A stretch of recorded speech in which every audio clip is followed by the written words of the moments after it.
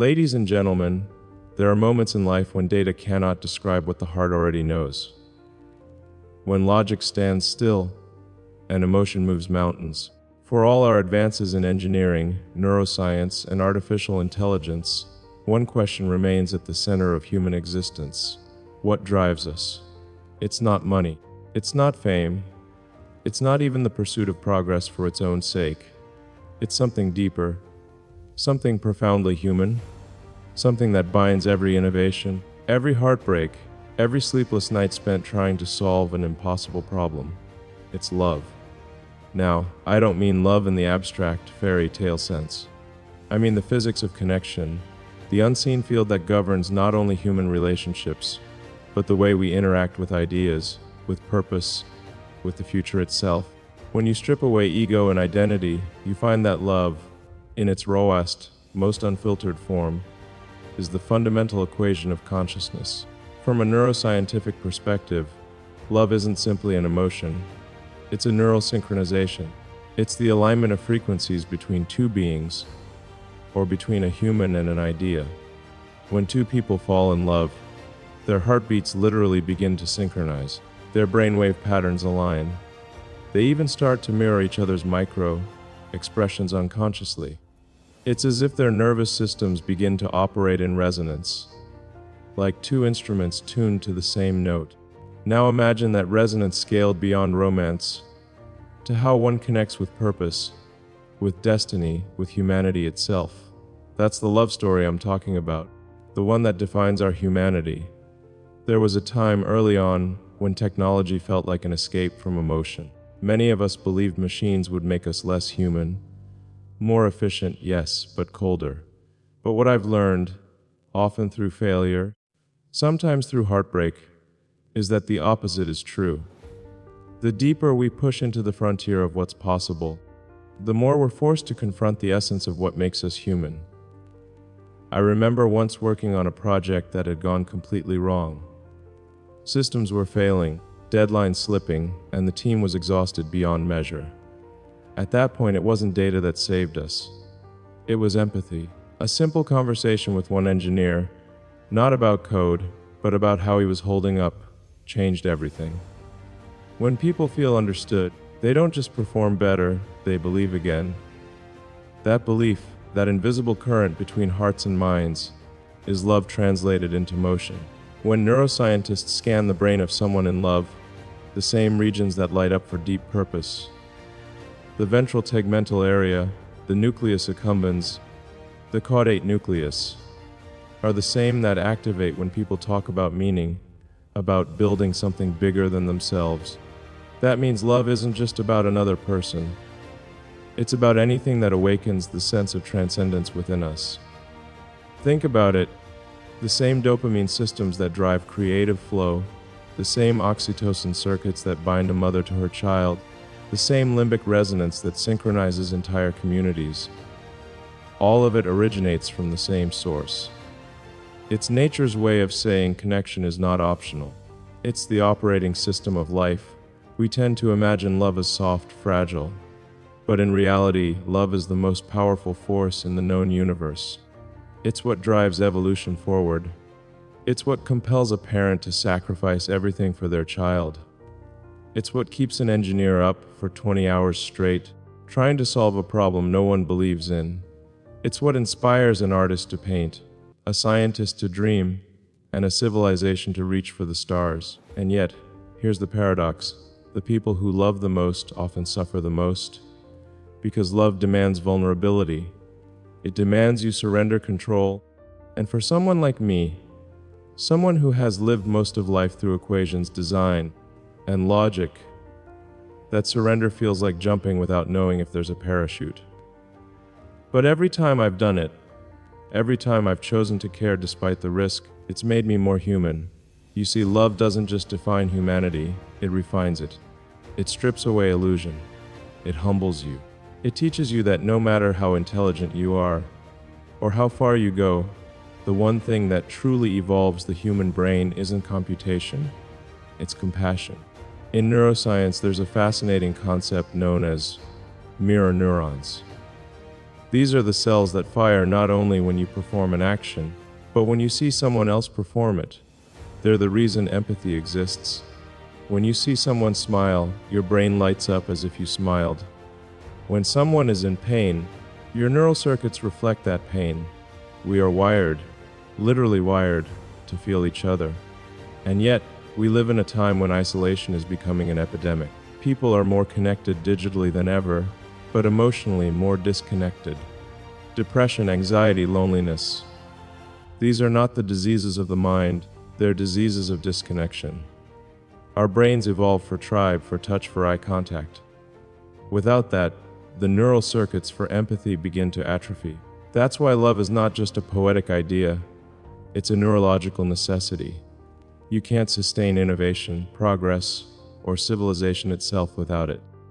Because love is the glue that holds meaning together. There's an old saying that genius is the ability to see what everyone has seen and think what no one has thought. But I'd add something. Genius without love is sterile. It might produce brilliance, but it doesn't produce beauty. And without beauty, emotional, moral, human beauty, progress becomes hollow. I've met countless people, engineers, scientists, thinkers, who are trying to build a better world through pure logic. But logic without love creates systems that serve efficiency, not humanity. Look at history. Every dystopia began as a brilliant idea, executed without empathy. The line between innovation and inhumanity is drawn by love. So what happens when a person, or a civilization, forgets how to love? It doesn't collapse instantly. It corrodes slowly. It loses the sense of why it began building in the first place. But the opposite is also true. When love enters the equation, even the impossible becomes inevitable. Because love activates courage, it silences fear, it creates resilience that no algorithm can replicate. Every great breakthrough, every impossible dream that became real, began with someone who loved an idea so deeply they refused to let it die. That's the story of humanity, not the story of machines or markets, but of hearts that refuse to give up. And maybe, just maybe, that's the real definition of love, the willingness to keep building, even when the world doesn't believe in what you're building. Because here's what people often forget: love is not a feeling. It's a decision, it's a discipline. It's the daily act of choosing connection over convenience, truth over comfort, courage over cynicism. Every time you choose empathy over indifference, you strengthen the neural pathways of compassion in your brain. You literally recode yourself to become more human. When I was younger, I thought the purpose of life was to build companies, build systems, build a future where humanity could survive and thrive beyond the boundaries of Earth. But as time passed, I realized that the true purpose of building wasn't the structures themselves. It was the people who made them, and the invisible web of love that held them together. There was a moment, late at night, during one of those endless work cycles, where exhaustion had turned to silence. I looked around at the team, some asleep on the floor, others hunched over keyboards with eyes that hadn't seen rest in days. And I felt something I couldn't describe, a mixture of pride, awe, and a strange kind of tenderness. That's when it hit me: what we were really building wasn't a machine. It was a dream stitched together by love. Love for possibility, love for humanity, love for each other. People often romanticize innovation as a solitary act of genius. But innovation at its core is an act of love, a love so big that it refuses to accept limitation. Think about it: you only try to change the world because you care deeply about it. Every act of creation is a rebellion against indifference.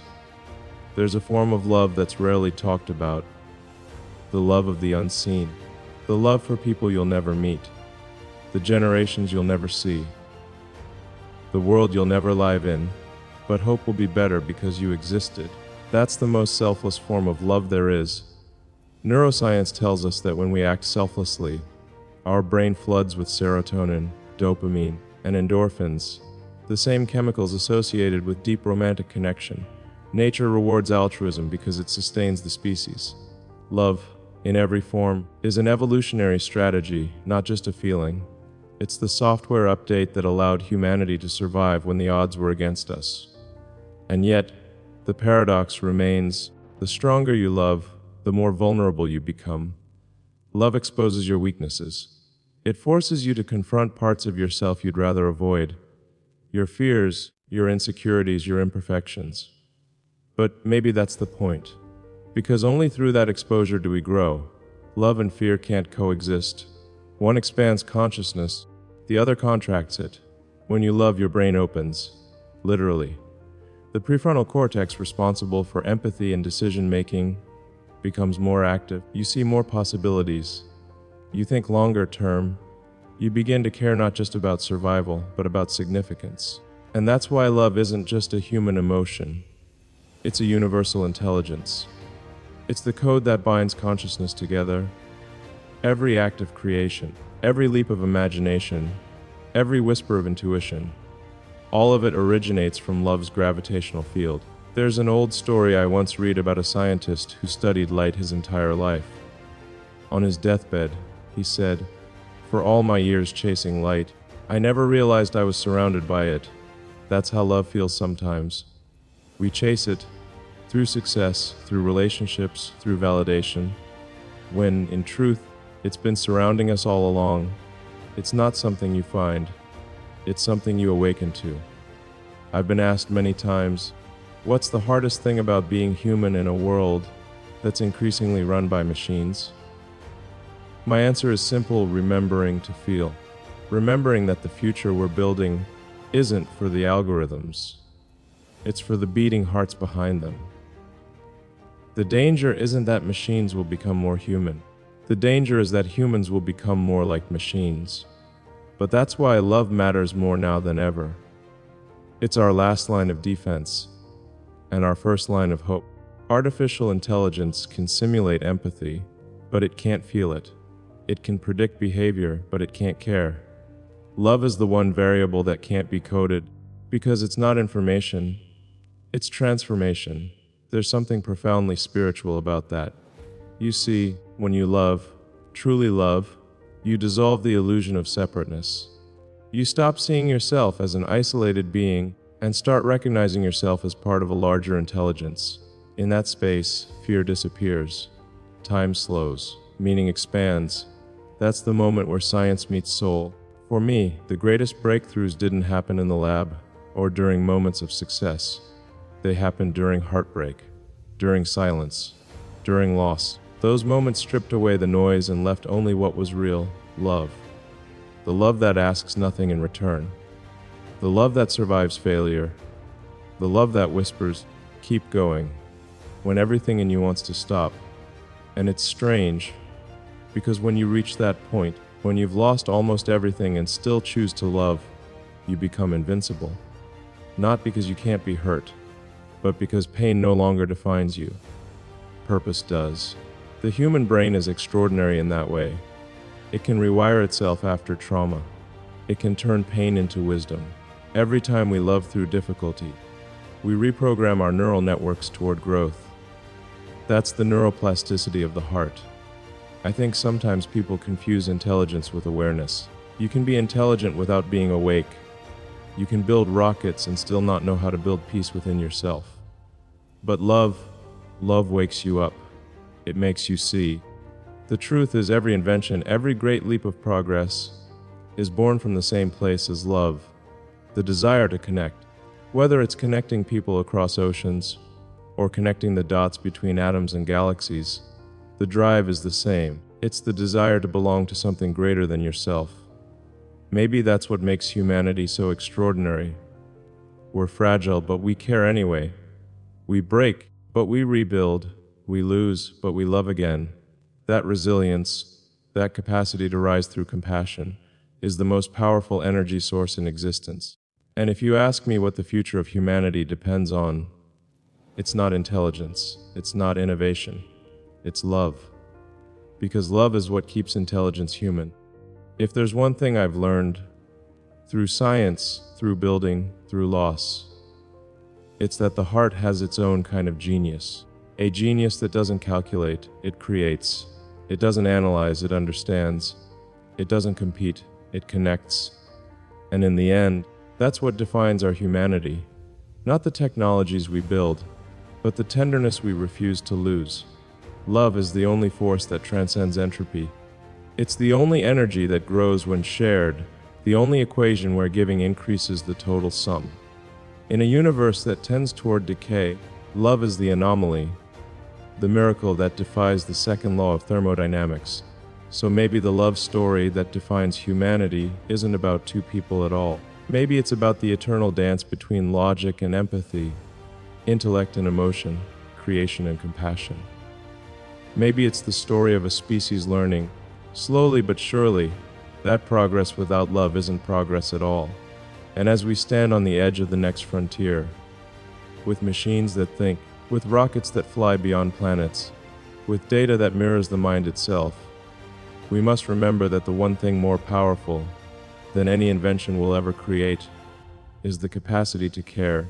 Because someday, when history looks back at us, it won't remember the algorithms or the code. It will remember whether we built a world worth loving. So love bravely, love intelligently, love beyond fear.